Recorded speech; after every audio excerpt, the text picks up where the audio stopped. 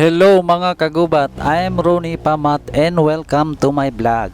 For today's video mga kagubat, nandito tayo ngayon sa Awaw Falls, located at Moncayo, Davao de Oro. Here's how to go there mga kagubat.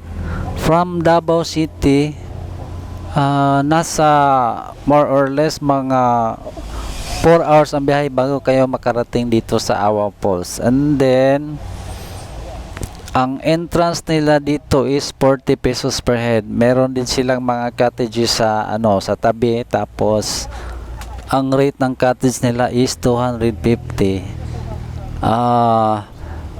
Tapos yung mga sasakyan nyo, pag medyo maulan, hindi siya makaabot doon sa pinakababa, pinsapos talaga. Pwede lang siya maiwan doon sa medyo malayo ng konti. Mga more or less mga 500 meters yung lalakarin papunta sa baba. Tapos ayan makikita ninyo, napakaganda talaga ng falls mga kagubat.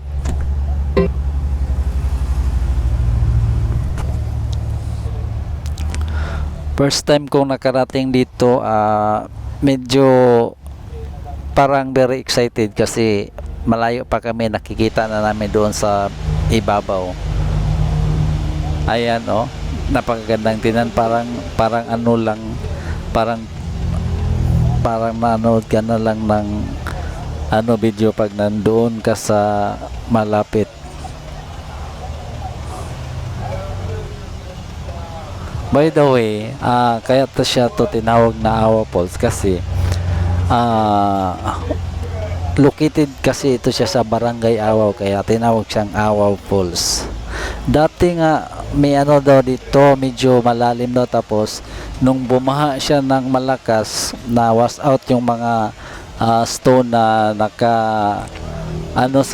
sa baba, naka file. So yun, may na lang, hindi na malalim yung tubig dito, nasa lang, pinakamalalim siguro hanggang dibdib. Yung sa pinaka bagsakan ng tubig. Tapos sa malayo na ng konti ay hindi na siya malalim.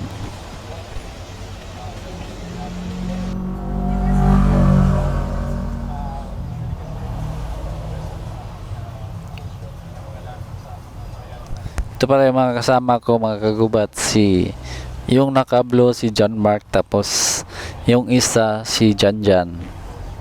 Ayun, pinag-TikTok ko kasi maganda yung background. Walang ibang magawa.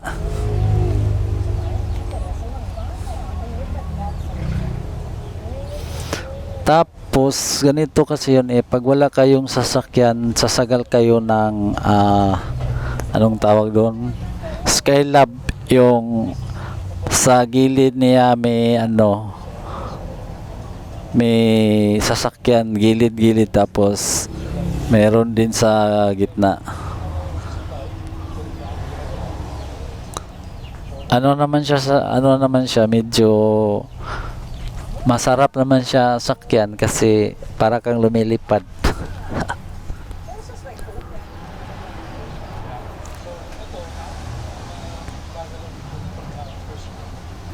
Tsaka sa gustong mag-overnight dito, parang wala yatang overnight.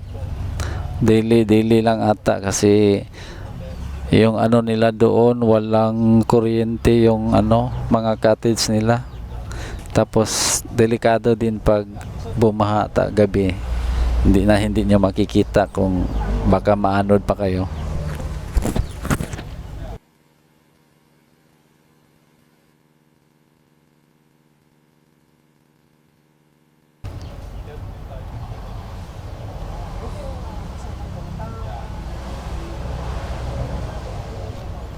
Ito yung pinaka may malaking hatak ng tubig. Ito yung pinaka sentro ng ito yung nasa gilid, dito dumaan yung pinakamalaking tubig.